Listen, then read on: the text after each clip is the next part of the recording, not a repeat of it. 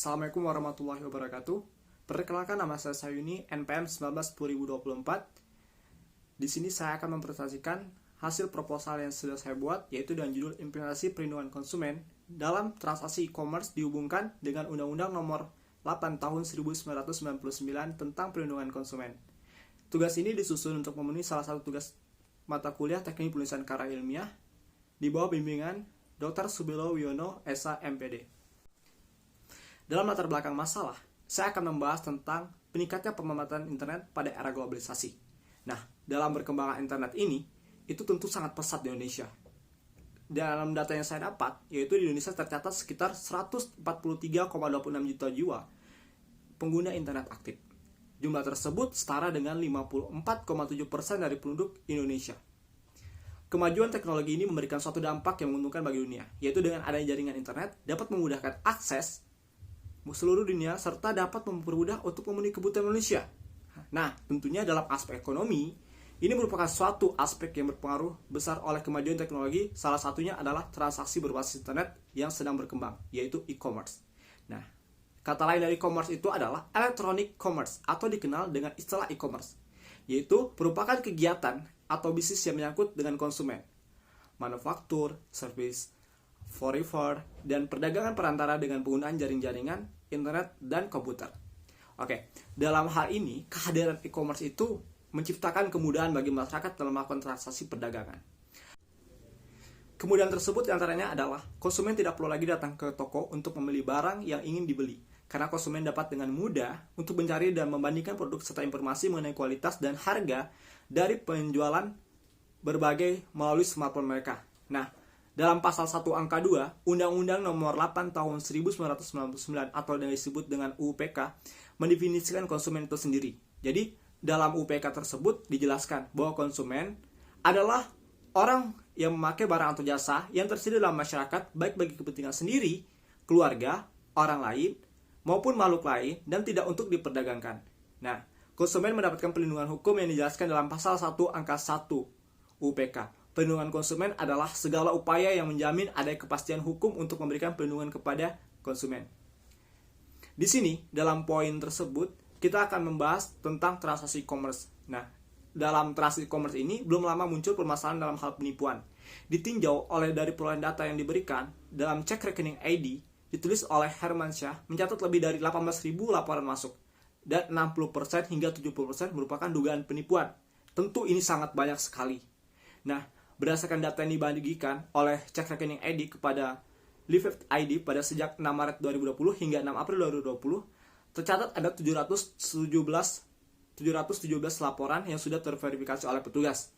Seperti data yang di samping, itu dijelaskan. Dalam sumber ini, merugikan konsumen tentu saja. Di antaranya produk yang dipesan tidak sesuai dengan produk yang ditawarkan, karena konsumen tidak dapat langsung mengakses identifikasi, melihat atau menyentuh barang tersebut. Kesalahan dalam pembayaran, ketepatan waktu, penyerahan atau pengiriman barang, hal-hal yang tidak sesuai dengan kesepakatan sebelumnya. Oke, dalam sisi lain, dampak negatif dari produsen seperti kebanyakan jumlah konsumen yang akses internet dan melibatkan produsen kesulitan untuk menentukan apa konsumen yang tidak memesan adalah konsumen yang sungguhan atau bukan. Nah, masalah perlindungan ini, konsumen dalam e-commerce merupakan aspek yang sangat penting untuk diperhatikan. Karena berapa karakteristik dalam e-commerce itu akan mendapatkan konsumen pada posisi yang lemah dibandingkan dengan posisi pelaku usaha. Oke, selanjutnya saya akan membahas tentang identifikasi masalah. Dalam identifikasi masalah ini, berdasarkan latar belakang tersebut, maka dapat dirumuskan permasalahan yang menjadi tema penelitian tersebut. Di sini saya mengambil 3 identifikasi masalah. Yang pertama itu, bagaimana pelindungan konsumen dalam transaksi e-commerce. Yang kedua, bagaimana tanggung jawab pelaku usaha terhadap kerugian konsumen dalam transaksi e-commerce. Yang ketiga, bagaimana penyelesaian atas kerugian konsumen dalam melakukan transaksi e-commerce.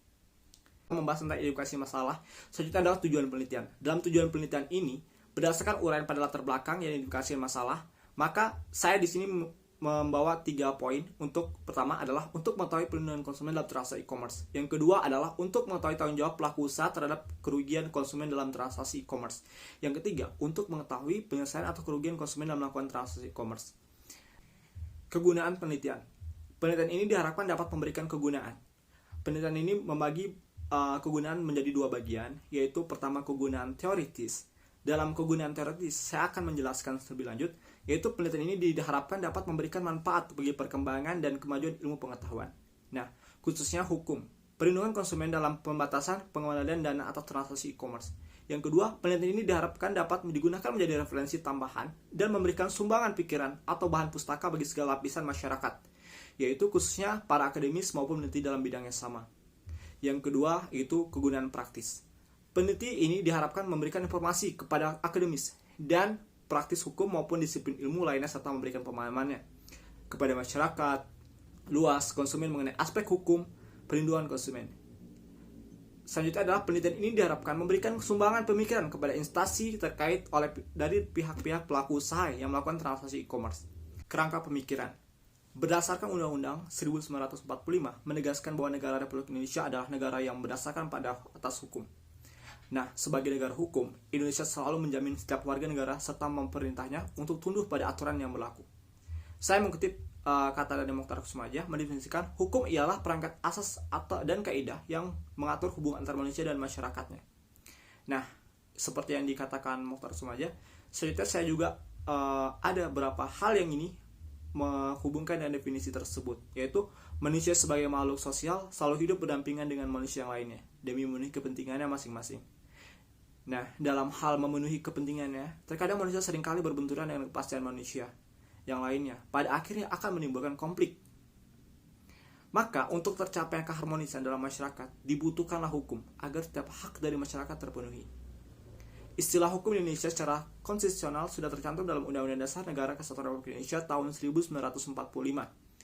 Beberapa pertanyaan yang menyatakan bahwa negara Indonesia sebagai negara hukum, yaitu saya mengutip 3 poin di sini. Yang pertama adalah Undang-Undang Dasar Negara Republik Indonesia 1945 pada pasal 1 ayat 3 yang berbunyi bahwa negara Indonesia adalah negara hukum. Yang kedua, bab 9 pasal 27 ayat 1 yang menyatakan bahwa segala warga negara bersamaan kedudukannya dalam hukum dan pemerintahan wajib menjunjung hukum dan pemerintahan itu adalah tidak ada kecualinya. Yang ketiga, dalam pasal 28 ayat 5 yang berbunyi bahwa untuk menegakkan dan melindungi hak asasi manusia sesuai dengan prinsip negara hukum demokratis, maka pelaksanaan hak asasi manusia menjamin, diatur, dan dituangkan dalam peraturan perundang-undangan. Selanjutnya, secara teoritis, berfungsi sebagai unsur dalam perlindungan hak asasi manusia sebagai pilar efektif dalam menjalankan sistem kekuasaan negara yang terbatas, mengharuskan pemerintahan memperhatikan dan mewujudkan hak-hak konsumen. Karena hak ini jelas secara teoritis berfungsi dalam unsur negara untuk melindungi hak asasi manusia tersebut sebagai pilar efektif dan menjalankan sistem kekuasaan yang terbatas. Nah, mengharuskan pemerintahan di sini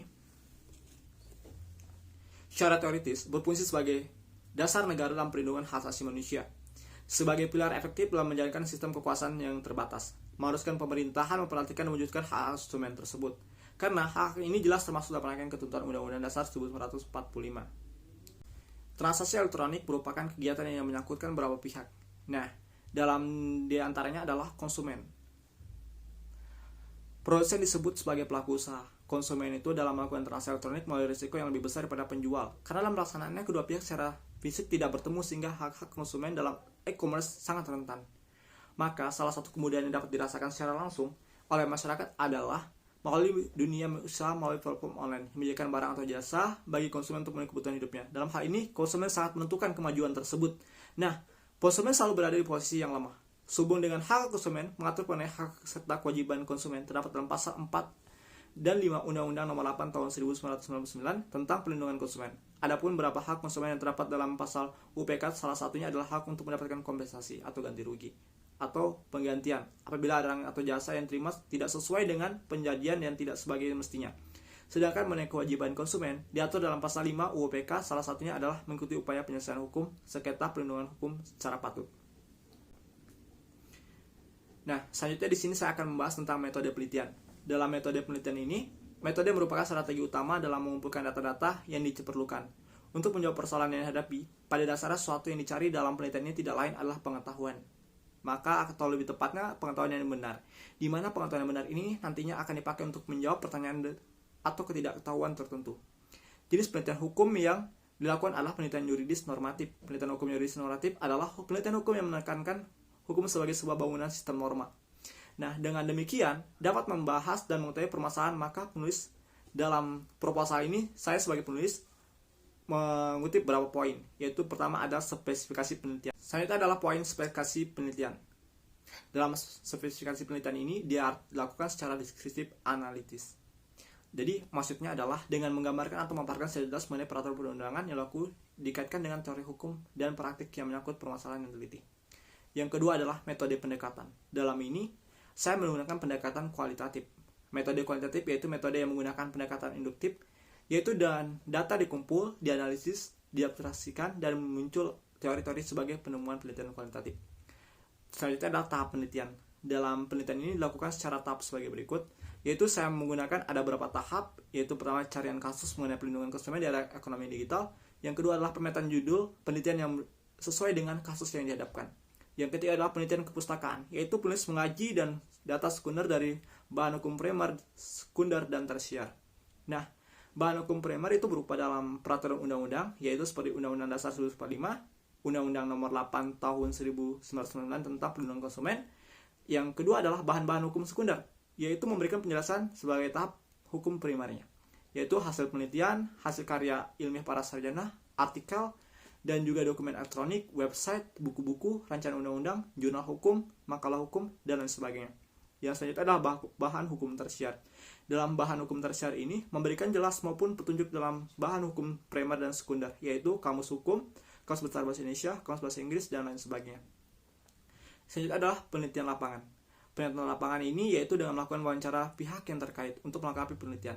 Penelitian lapangan ini dapat berupa wawancara dengan narasumber, seperti yang pertama adalah bagian legal conference PT Shopee, yang kedua adalah dosen hukum cyber dan hukum pelindungan konsumen di Fakultas Hukum Universitas Pasundan.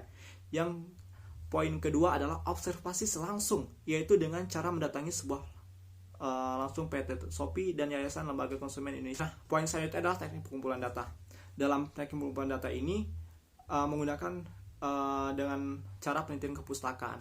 Jadi yaitu suatu metode pengumpulan dengan cara membaca atau merangkai buku-buku peraturan perundang-undangan dan sumber kepustakaan lainnya yang berhubungan dengan objek penelitian. Penelitian kepustakaan ini dilakukan untuk mendapatkan data sekunder dan melakukan penelitian terhadap yang pertama yaitu bahan hukum primer, yang kedua bahan hukum sekunder, yang ketiga bahan hukum tersier. Nah, dalam bahan hukum primer ini seperti yang saya jelaskan di awal tadi, yaitu Undang-Undang Nomor 8 Tahun 1999 tentang Perlindungan Konsumen, yaitu yang kedua Undang-Undang Nomor 19 Tahun 2011 tentang perubahan Undang-Undang Nomor 11 Tahun 2008 tentang informasi dan transaksi elektronik. Nah, yang kedua bahan hukum sekunder merupakan bahan-bahan hukum yang erat dan kaitannya dengan bahan hukum primer dan membantu serta analisisnya. Misalnya yaitu buku, makalah hukum, jurnal, dan sebagainya. Yang ketiga yaitu bahan hukum tersier, bahan yang misalnya sebagai informasi tentang bahan hukum primer, sekunder, dan misalnya itu seperti kamus besar bahasa Indonesia dan kamus besar bahasa Inggris dan internet dan sebagainya. Selanjutnya yaitu alat pengumpul data. Nah, dalam alat pengumpul data ini saya memakai data kepustakaan, yaitu alat kepustakaan dalam data ini dengan cara membaca dan meneliti sebagai bahan-bahan hukum primer, sekunder, dan tersier, yaitu jurnal, undang-undang, dan catatan lainnya. Yang selanjutnya adalah analisis data. Jadi dalam analisis data, saya menggunakan teknik analisis yang dilakukan, yaitu dalam ini adalah analisis normatif kualitatif. Nah, yaitu dengan analisis ketentuan dan perundang-undangan serta buku-buku berkaitan dengan komprehensif. Selanjutnya yaitu lokasi penelitian. Lokasi penelitian yaitu Lembaga Perlindungan Konsumen Swadaya Masyarakat atau LPKSM, Koordinator Wilayah Bandung. Nah, yang kedua itu Fakultas Hukum Universitas Pasundan. Jadwal penelitian. Pada jadwal penelitian ini seperti yang digambar, yaitu pertama pengajuan judul itu pada April tahun 2022, bimbingan sama April 2022. Di sini bimbingan dilakukan pada 3 kali, yaitu Mei 2022 dan Juni 2022. Seminar UP pada tanggal bulan Mei 2022 dan penelitian lapangan itu pada Juni tahun 2022. Pengolahan data Juni, penulisan laporan itu pada bulan Juni juga, yaitu sidang komprehensif pada bulan Juli. Selanjutnya adalah sistematika penulisan. Nah, dalam sistematika penulisan ini, untuk mempermudah penulisan lambang kaji dan menentukan tugas akhir yang berjudul Implementasi Perlindungan Konsumen dalam Transaksi E-commerce, dihubungkan dengan Undang-Undang Nomor 8 Tahun 1999 tentang Perlindungan Konsumen. Dirasa perlu untuk menguraikan terlebih dahulu sistematika penulisan sebagai berikut. Saya di sini menguraikan ada 5 bab. Yang pertama yaitu bab 1, pendahuluan terdiri dari latar belakang masalah, indukasi masalah, tujuan penelitian, kegunaan penelitian, kerangka pemikiran, metode penelitian, sistematika penulisan. Nah, yang kedua yaitu bab 2. Bab ini menjelaskan tentang pengertian e-commerce, jenis transaksi e-commerce, kegunaan dan kerugian, yaitu transaksi e-commerce, perkembangan dan pemanfaatan e-commerce. Selanjutnya, bab 3. Bab ini menjelaskan tentang pelindungan konsumen dihubungkan dengan UPK. Yang kedua, pengertian perhubungan konsumen, yaitu dengan ini menjelaskan tentang pengertiannya. Selanjutnya itu pengertian konsumen. Yang ketiga, pelaku usaha. Yang keempat, asas dan tujuan pelindungan konsumen. Yang kelima, hak dan kewajiban. Yang keenam, tanggung jawab pelaku usaha. Dalam bab 4 ini, saya memberikan tema implementasi perlindungan konsumen dalam transaksi e-commerce dihubungkan dengan Undang-Undang Nomor 8 Tahun 1999 tentang perlindungan konsumen yang terdiri dari 3 bahasan. Yang pertama adalah perlindungan konsumen dalam transaksi e-commerce. Yang kedua, tanggung jawab pelaku usaha terhadap kerugian konsumen dalam transaksi e-commerce. Yang ketiga, penyelesaian dan kerugian konsumen dalam melalui transaksi e-commerce. Yaitu bab 5 merupakan bab penutup berisi tentang kesimpulan dan saran. Oke, sekian presentasi dari proposal saya. Apabila ada kekurangan mungkin dan kelebihan, saya minta maaf sebesar-besarnya. Terima kasih untuk yang sudah memperhatikan, dan juga saya tutup dengan wassalamualaikum warahmatullahi wabarakatuh. Terima kasih.